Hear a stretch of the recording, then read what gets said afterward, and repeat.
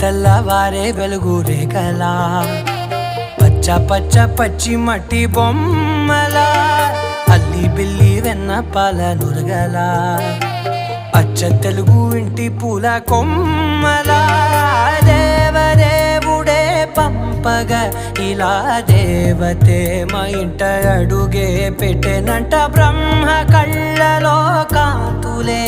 మా అమ్మలా మా కోసం మళ్ళీ లాలి పాడేనంట.